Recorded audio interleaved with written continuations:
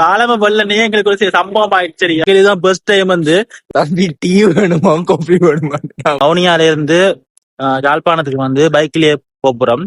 வணக்கம் மக்களே. இப்ப பாத்தீங்கன்னா நாங்க வந்து வவுனியால இருந்து யாழ்ப்பாணம் நோக்கி புறப்பட்டு கொண்டிருக்கிறோம். நாங்க போற பாத்தீங்கன்னா என்ன மாதிரி எவ்வளவு நேரமாவது என்ன மாதிரி எக்ஸ்பீரியன்ஸை வந்து ஷேர் பண்ண போறோம். நானும் இந்த நண்பன் தான் வலிக்கிட்டோம். போயில வந்து அந்த நண்பன் தான் போட்டோகிராஃபி ஸ்பெஷலிஸ்ட். அப்ப அவன் அதை பற்றி நான் உங்களுக்கு காட்டுறேன் என்ன மாதிரி சொல்லி. இப்ப வந்து நாங்க வந்து காலம் வந்து சாப்பிட வந்து நாங்க சரியா இப்படி 6 மணிக்கு வரைக்கும் நாங்க பயணம் வந்து இப்ப நாங்க வந்து புளியங்குளத்துல வந்து ஒரு ஹோட்டலுக்கு சாப்பிடலாம் வந்தாங்க. ஓகே, அங்க என்ன இருக்குன்னு பார்த்தா இடியப்பம் இருந்துச்சு. அப்ப ஆளுக்கால 10 இடியப்பம் சாப்பிடணும். சரியா? சாப்பிட்டு வந்து நாங்க வந்து முடிச்சிட்டு வந்து பில்ல பார்த்தோம்டா 1000 பில்லு வருது. 1000 பில்லு வருதுன்னு பார்த்தா நாங்க வந்து ஒரு முட்டையோட போனாங்க. சரியா? 2 முட்டைக்கு 500 பில்லு போட்டுக்காங்க. எந்த ஊர்ல வந்து உங்க ஊர்ல 2 முட்டைக்கு 500 பில்லு போட்டாங்க.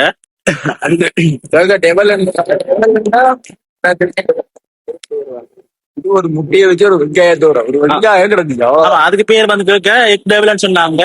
எக்ஸ்ட்ரா சொல்லி போட்டு ஒரு முட்டைக்கு 250 எடுத்தாங்க. ஆனா அந்த டெவலன் சொல்லி எந்த ஊர்ல வந்து டெவலன் சொல்லி போட்டு வெங்காயத்தையும் பெரும் தோசையை ஊத்தி தருவாங்கன்னு உங்க ஊர்ல சொல்லுங்க. பரவாயில்ல, முடிய விட்டு வந்து ஒண்ணு கேட்டாங்க, தம்பி டீ வேணுமா காஃபி வேணுமா? நாங்க வந்து இப்படி ஒரு என்ன ஒரு 10 அடியை பார்த்து 1000 கொடுத்து சாப்பிட்டது வாழ்க்கையில பெஸ்ட் டைம் வந்து. இது வந்து நாங்க வவுனியால இருந்து யாழ்ப்பாணம் போற ரோட்ல A9 ரோட்ல இருக்கிற ஒரு ரெஸ்டாரண்ட் நேம் சொல்ல விரும்பல. பட் வந்து நீங்களும் இப்படி ஒரு கஷ்டமான சிச்சுவேஷன் இல்ல. என்ன சிச்சுவேஷன்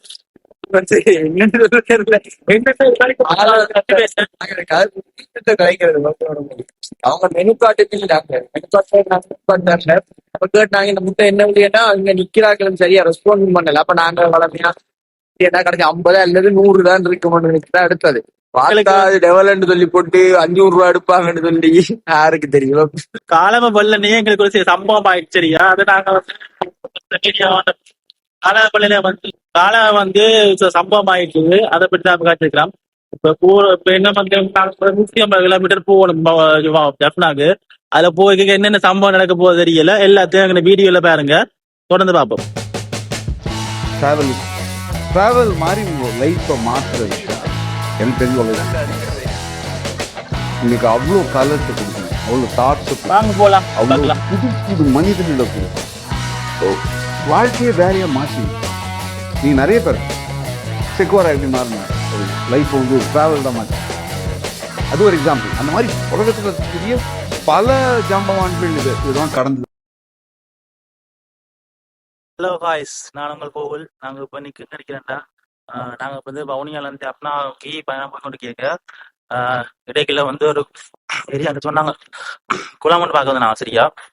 அந்த குளம் இருக்கு எப்படி இருக்குன்னு சொல்லி கொஞ்சம் வியூஸ் அவங்க காட்ட போறேன். எப்படி இருக்குன்னு பார்த்து சொல்லுங்க. நண்பன் வந்து ரெடியா இருக்கிறான் வந்து போட்டோகிராஃபி எடுக்கிறதுக்கு. அவன் வந்து ஒரு போட்டோகிராஃபர். வந்து இதுல பாத்தீங்கன்னா அவங்களுக்கு தெரியும்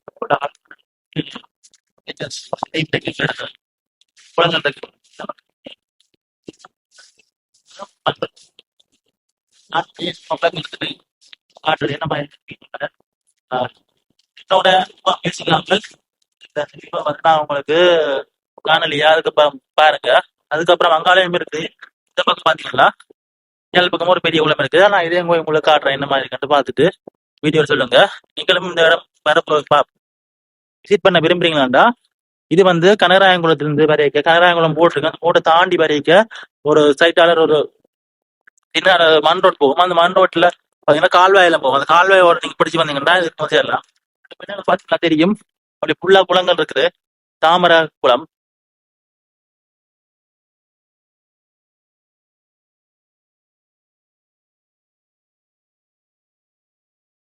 இவரான் வந்து போட்டோகிராஃபர். இவர்கிட்ட இன்ஸ்டாகிராம் பேஜ் வந்து பிக்சலோகிராஃபி. இவர்கிட்ட போட்டோஸ் எல்லாம் ரொம்ப அற்புதமா இருக்கும். ப்ரொஃபஷனல் கேமரால அடிச்ச மாதிரி அவ்வளவு அழகா இருக்கும். இந்த போனையும் இந்த லைட்ஸையும் இருக்கிறது. இப்ப வந்து இருக்கிற பறவையில வந்து போட்டோ எடுக்க போறார். ஏதாச்சும் பாப்போம், சும்மா ஒரு ட்ரை பண்ணுவேன். இதுவரை இங்க வந்து போட்டோ எடுத்தது இல்லை. ஸோ ஒரு பார்க்க இப்படி இருக்கு. அப்புறம் வந்து மூலிகை சமானது அதை பற்றி நாங்கள் விரிவா ரெண்டு காட்சி முடிவாங்க. நாங்க இதுல ஏறுற சைட்டால ஏறி அங்கால பக்கம் இருக்கிற குளத்தை உங்களுக்கு காட்ட போறேன். பாருங்க எப்படி இருக்கு. கஷ்டமா தான் இருக்கு ஏறுறதுக்கு. பாத்தீங்கன்னா தெரியும். இதான் வந்து தெரியும். இது வந்து அங்க இருக்குன்னா கனகராயன் குளம். கனகராயன் குளத்துல இருந்து வீடியோ பாக்குறவங்க வந்து கமெண்ட்ஸ் சொல்லிட்டு போங்க அந்த இடத்துக்கு வந்திருக்காங்க. இந்த குளத்தோட சரியான பேர் தெரியல. நான் வந்து கனகராயன் குளம் கூட வச்சு நினைக்கிறேன். சரியான பேர் இந்த குளத்துல இருந்தாலும் சொல்லுங்க எனக்கு. பாத்தீங்கன்னா தெரியும் வியூஸ். இது வந்து அது வந்து தாமரை குளம். தாமரை எல்லாம் இருக்குது. இது வந்து பெரிய குளம் மாதிரி பெரிய குளம். பார்த்தாலே உங்களுக்கு தெரியுது. அப்படி அங்கால சுத்தி வர காடு நினைக்கிறேன்.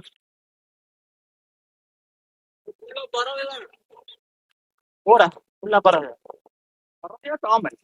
நண்பன் வந்து போட்டோ எடுக்க வலிக்கிட்டார். பாட்டு என்னடா ஒரு பறவைகளையும் காண கிடைக்கல. நான் வந்து மார்னிங் வந்து டைம் என்ன இருக்கு மச்சான்?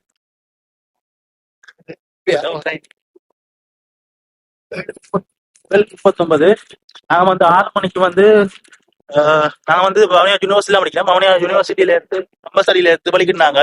6 மணிக்கு படிக்கிறாங்க. கனகராயங்குளத்துல வந்து ஒரு ஆளுக்கு வந்து நிக்கிறோம். இங்க இடைக்கு வந்து சாப்பிட்டு வந்து அந்த சம்பவங்கள்ல அவங்களுக்கு இந்த வீடியோல முன்னுக்கு பார்த்துருப்பீங்க.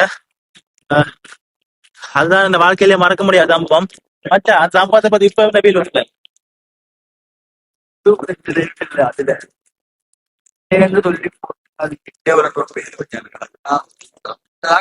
நான் வந்து அந்த சம்பவத்துல இருந்து என்னமே வெளியில வரையில ரொம்ப நேரம் ஆயிட்டுது.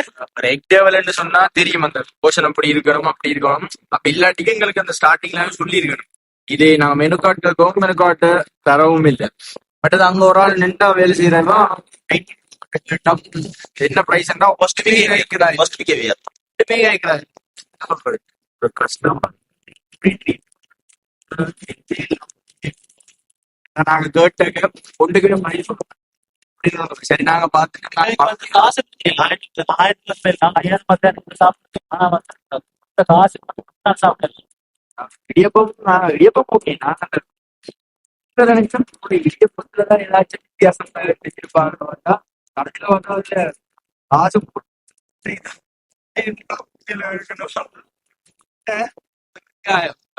எனக்கு வந்து பேர் எக்டேவல். அதுதான் சொல்லுங்க ஒரு புட்டை வந்து முட்டை சாப்பிட்டு சொல்லிட்டு பொம்மல் சொல்லி வயசு இருக்கும்போது தான் என்ஜாய் பண்ணிடணும் ஃப்ரெண்ட்ஸ். காசு இருக்கும்போது தான் என்ஜாய் பண்ண நினைச்சோம்னா நம்மளால என்ஜாய் பண்ணவே முடியாது. நீங்க நல்லா யோசிச்சு பாருங்க. இப்போ ஒன்னா நீங்க செலவெல்லாம் பண்ணிட்டு வர்றதுக்குள்ள உங்களுக்கு வயசாயிடும், டயர்ட் ஆயிடும். இப்படி வயசாகி முடிஞ்சதுக்கு அப்புறம் நீங்க என்ஜாய் பண்ணணும் வந்தீங்கன்னா உங்களுக்கு என்ஜாய் பண்ற வயசெல்லாம் தாண்டிடுவீங்க. நீங்க இப்ப நினைச்ச மாதிரி உங்களால ஓட முடியாது, ஆட முடியாது, விளையாட முடியாது, மலையேற முடியாது, எதுவுமே பண்ண முடியாது.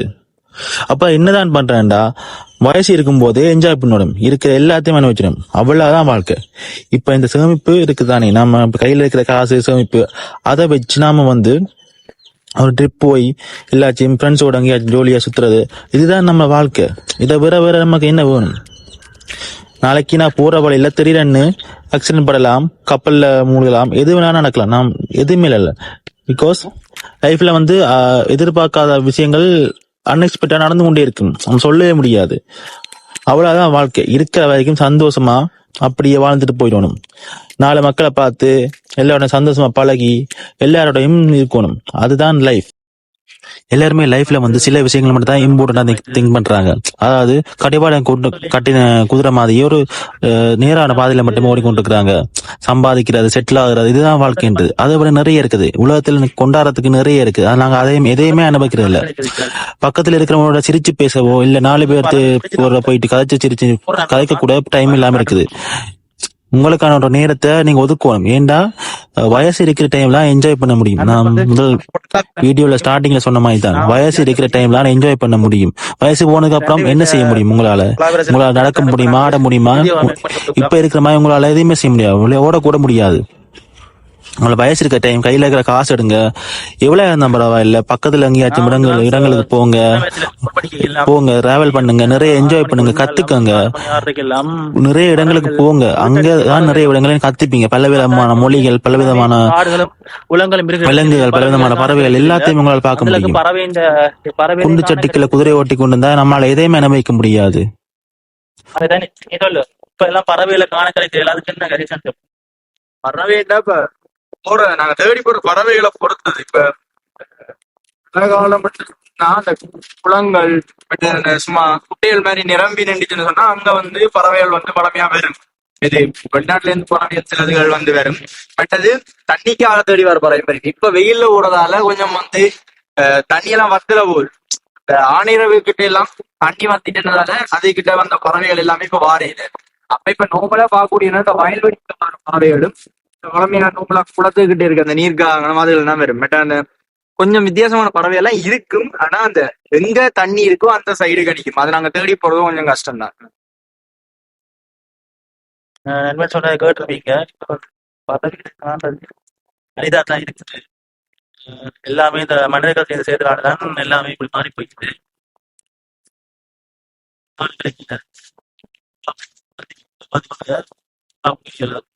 ஒரு மிஷின் லைஃப் தான் எல்லாரும் வாழ்ந்து கொண்டு இருக்கிறோம்.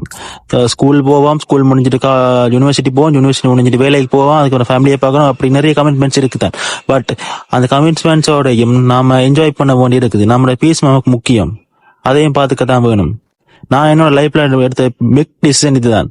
என்னோட லைஃப்பை நான் வந்து என்ஜாய் பண்ண போறேன். அடுத்தவனுக்காண்டி வாழ நினைக்கல. என்னோட லைஃப்பை நான் வந்து என்ஜாய் பண்ண போறேன்.